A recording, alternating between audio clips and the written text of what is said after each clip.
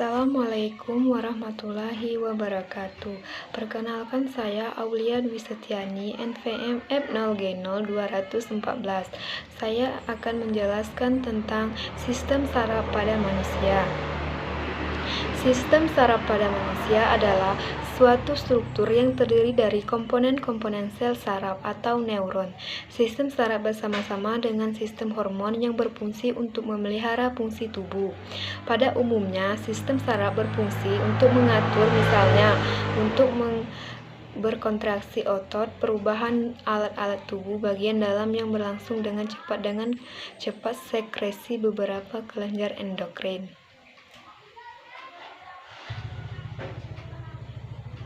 Sistem saraf pada manusia memiliki sifat manusia mengatur yang sangat kompleks, khusus sistem saraf menerima berjuta-juta rangsangan yang berasal dari berbagai organ. Sebuah rangsangan tersebut dapat bersatu untuk dapat menentukan ritme yang akan diberikan oleh tubuh. Rangsangan ada berasal dari luar tubuh seperti cahaya, gravitasi, suhu, panas, dan dingin. Sedangkan rangsangan yang berasal dari tubuh seperti rasa lapar, haus, sakit, dan nyeri, dan sebagainya, itu merupakan reaksi dari rangsangan.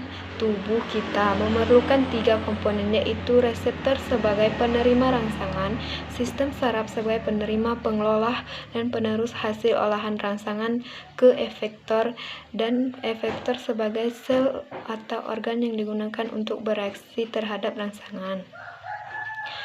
Komponen-komponen sel saraf pada manusia, yaitu sistem saraf mempunyai kemampuan dalam konduksi impuls atau melakukan impuls.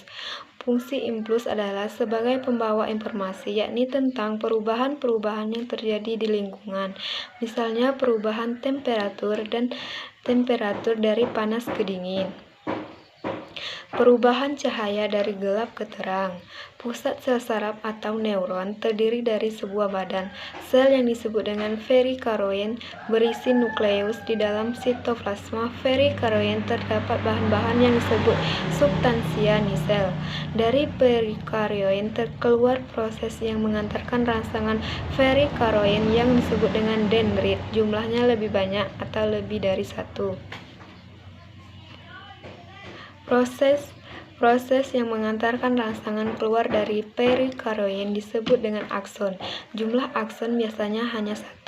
Berdasarkan jumlah ukuran neuron dibagi menjadi 3, yaitu neuron unipolar dan bipolar dan multipolar. Sedangkan neuron berdasarkan struktur yang fungsinya dibagi menjadi 3, yaitu neuron sensorik, motorik, dan interneurik. Macam-macam neuron tersebut dihubungkan oleh sinaps. Gerakan salah satu anggota tubuh dapat dijadikan bukti bahwa di dalam tubuh terjadi pengantaran impuls oleh saraf dan menimbulkan tanggapan yang disampaikan oleh saraf motorik untuk bergerak.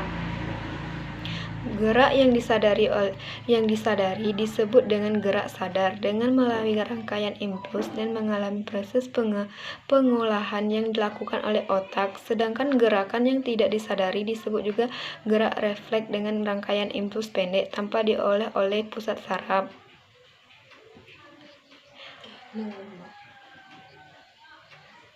Neuron adalah sel-sel yang sangat kompleks. Meskipun sangat beragam strukturnya, semua sel saraf mempunyai badan sel body yang fungsinya sangat penting dalam kerja sistem saraf. Neuron terdiri dari beberapa bagian, yaitu bagian sel atau the cell body.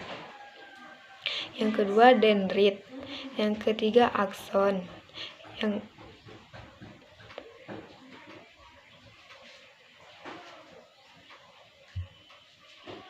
Sistem saraf pusat. Sistem saraf pusat adalah bagian dari sistem saraf yang mengkoordinasi kegiatan dari semua bagian tubuh hewan berbilaterian, yaitu semua hewan multiseluler kecuali simetris, radial, spons, dan binatang seperti ubur-ubur.